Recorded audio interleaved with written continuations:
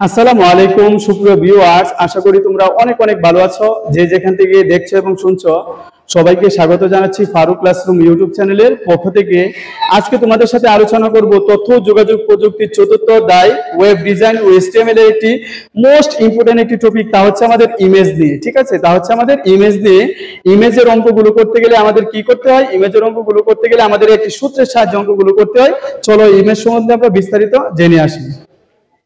First of all, ইমেজকে প্রকাশ করা হয় কতগুলো, এই যে ডট জেপিজি, তারপর হচ্ছে dot PNG, dot BMP, dot GIF.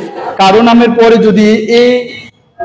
পরে যদি এগুলো লেখা থাকে ডট জেপিজি, আবার যদি লেখা থাকে ডট পিএনজি, আবার যদি লেখা থাকে ডট বিএমপি, আবার যদি লেখা থাকে ডট গিফ, তাহলে তোমার অবশ্যই বুঝতে হবে কি এটা পিকচার। ঠিক আছে, কারো নামের পরে অর্থাৎ যে কোনো নামের পরে যদি এই জিনিসগুলো লেখা থাকে dot JPG, dot PNG, dot তোমার বিএমপি, ডট গিফ, এই জিনিসগুলো যদি লেখা থাকে তাহলে তোমার কি বুঝতে হবে? এগুলো হচ্ছে ইমেজ। তাহলে আমাদের কিভাবে থাকতে পারে? ধরো তোমাকে দিয়ে দিয়েছে এখানে এই যে ICT.jpg, ঠিক আছে। আবার এই যে এটা দেখে তোমার লাস্টে যেহেতু ডট দিয়ে জেপিজি আছে, তাহলে তোমার অবশ্যই এটা বুঝতে হবে এটা একটা পিকচার। আরো ধরো এখানে দিল বাংলা, এই যে বাংলা দিয়ে ডট লাস্ট এই যে জিআইএফ দিল, তাহলে তোমার কি বুঝতে হবে? এই যে এটাও একটা পিকচার। অর্থাৎ যার উপরে যে বা তোমার এখানে দিল ইংলিশ দিয়ে তোমার কি দিল ডট পিএনজি, এই যে ডট দিয়ে পিএনজি দিল, তার মানে হচ্ছে এটা তোমার অবশ্যই পিকচার হয়ে যাবে। ঠিক আছে, অর্থাৎ কারো নামের পরে কি বোঝাতে চাইলাম যে কারো নামের পরে যদি এগুলো থাকে তাহলে অবশ্যই এটা বুঝতে হবে কি এটা পিকচার। এখন এইগুলো সমাধান করতে গেলে অবশ্যই তোমার পিকচারের সূত্র জানতে হবে। চলো আমরা পিকচারের সূত্র সম্বন্ধে একটু বিস্তারিত আলোচনা করে আসি। এই যে ইমেজের সূত্র number 1, I M image S R C image source, এই যে ইমেজ সোর্স ইকুয়াল টু, ধরো যে পিকচারের নাম চাই, ঠিক আছে, ধরো image IMG image dot JPG, এই যে তুমি ডাবল কোটেশনের ভিতরে যে ফার্স্ট অফ অল কি লিখবা? IMG image search equal to, এই যে ডাবল কোটেশনের ভিতরে যে পিকটা দেওয়া থাকবে অর্থাৎ যার নাম থাকবে তুমি তাকে লিখে এখানে লিখবা কি ডট পিএনজি, তারপরে তুমি কি করবা? অ্যাঙ্গেল ব্র্যাকেট দিয়ে এটা শেষ করবা। এখন মনে রাখো IMG হচ্ছে এমটি ট্যাগ, তার কোনো শেষ নেই। ঠিক আছে, এমটি ট্যাগের শুরু আছে শেষ নেই। এমটি ট্যাগ হচ্ছে যেই ট্যাগের ওপেনিং আছে কিন্তু ক্লোজিং নেই, অর্থাৎ শুরু আছে শেষ নেই, তাকে বলা হয় এমটি ট্যাগ। এটা এভাবে না লিখে এভাবেও লিখতে পারতো, ধরো IMG SRC source equal two, এখানে ধরো পিকচার ডট জেপিজি, এখন কি করতে হবে? ডাবল কোটেশনের ভিতরে আটকে রেখে এই যে, ঠিক আছে, এই যে এগুলো হচ্ছে আমাদের সূত্র। এটা হচ্ছে একটা সূত্র, যখন তোমার হাইট আর ওয়াইট বলা না থাকবে তখন তুমি এই সূত্রটি ইউজ করবা। যখন তোমার হাইট 90/60, 60/90 এরকম দেওয়া থাকবে তখন তোমার হাইট ওয়াইট উল্লেখ করতে হবে। এখন চলো একটু 2 নম্বর সূত্রটি আমরা দেখে আসি। ইমেজ সর্বদই আমাদের image SRC image source equal two, ধরো এখানে আমি দিলাম ICT.jpg,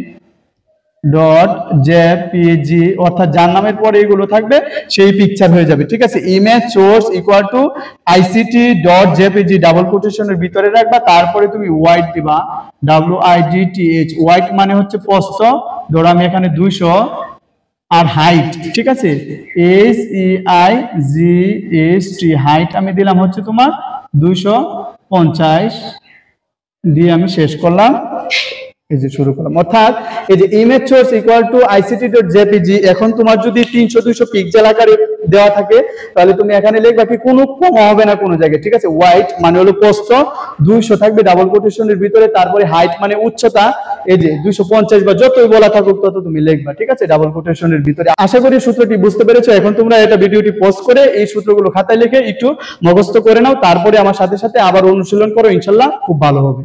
সুপ্রিয় ভিউয়ার্স, এই যে আমি এখানে একটি উদ্দীপক দিয়েছি, এই উদ্দীপকটা HTML যদি করা হয় তাহলে কি করবা? দেখো এ আমাদের জায়গা নিয়েছে, আমাদের জায়গা 1 2, এটা হচ্ছে কলাম বরাবর, যেহেতু এটা নিচ থেকে উপরে যাবে এটা কলাম বরাবর জায়গা নিবে। আমি বলেছিলাম কেউ যদি নিচ থেকে উপরে বা উপর থেকে নিচে জায়গা নেয় তাহলে তাকে বলে কলাম বরাবর জায়গা নেওয়া। এই যে বি বি আমাদের নরমালি আছে, কোনো জায়গা নেই। তারপরে আইসিটি ডট জেপিজি, এই যে জেপিজি যেহেতু কারো নামের পরে আছে তাহলে সে কি হয়ে যাবে, পিকচার হয়ে যাবে। তাহলে পিকচার কিভাবে লিখতে হয়, একটি সূত্রের সাহায্যে লিখতে হয়। আমরা চলো অঙ্কটি করে আসি। ফার্স্ট অফ অল কি লিখবা, HTML, তারপরে তুমি কি লিখবা, বডি, তারপরে কি লিখবা, তারপরে যেহেতু এটা একটা টেবিল এজন্য তুমি এটা টেবিল লিখবা, বর্ডার ইকুয়াল টু তুমি কি দিবা, এই যে 1 দিবা। তারপরে কারো ভিতরে ঢুকতে গেলে আমাদের রো বলে ঢুকতে হয়, এই যে TR ঘোষণা করে ঢুকলাম। এখন দেখলাম এ হচ্ছে একটা ডাটা, এই জন্য আমরা দিলাম TD, টেবিল ডাটা। এখন এটা জায়গা নিয়েছে কি বরাবর, কলাম বরাবর, এই জন্য colspan equal to two, colspan equal to কত হলো, 2 হলো। তারপরে কি আরো রো আছে আমাদের, না, এর জন্য তুমি কি করবা, এই যে এই রোটাকে শেষ করবা। তারপরে তুমি এই রোটাকে শেষ করবা। দ্বিতীয় তুমি এই ঘরের ভিতরে প্রবেশ করবা। এই ঘরের ভিতরে প্রবেশ করলে তোমার কি করতে হবে, রো বলে যেতে হবে। এখন এটা দেখলা কি বি একটা ডাটা, এর জন্য তুমি দিবা TD, টেবিল ডাটা, তারপরে কি বি, তারপরে TD শেষ।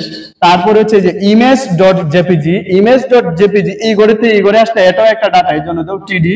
দেওয়ার পরে এখন খেয়াল করো, এই যে আইসিটি ডট জেপিজি এটা আমাদের কি, এটা সূত্রের জন্য আমাদের একটা সূত্র আছে, এটা হচ্ছে IMG image SRC image source equal two ICT dot JPG. এটা আমি ডাবল কোটেশনের ভিতরে লিখবো, আইসিটি ডট জেপিজি। এখন কত হচ্ছে, আমরা কি এখানে হাইট ওয়াইট দিব, না, এখানে তো হাইট ওয়াইটের কথা কোনো উল্লেখ নেই, এই জন্য আমরা দিলে হবে না দিলে হবে, আমরা যেহেতু দেওয়া নেই এই জন্য আমরা না দিয়ে করব। তারপরে এই যে সূত্রটি শেষ। এখন এটা এই যে সূত্রটি কোথায় ছিল, এই যে TD এর মধ্যে ছিল, এই জন্য তুমি TD কে শেষ করবা। তারপরে কি আরো রো আছে আমাদের, এই যে রো, না, তারপরে কি রো আছে আমাদের, না, এই জন্য তুমি কি করবা, এই যে রো শুরু করেছিলা এই রোটাকে তুমি শেষ করবা, তারপরে রীতিমতো তুমি টেবিল শেষ করবা, রীতিমতো তুমি কি করবা, বডি শেষ করবা, রীতিমতো তুমি কি করবা, HTML শেষ করবা। সুপ্রিয় শিক্ষার্থীরা, আশা করি তোমরা বুঝতে পেরেছো। দেখা হবে পরবর্তী কোনো পর্বে। এতক্ষণ পর্যন্ত ভালো থেকো, সুস্থ থেকো। আসসালামু আলাইকুম।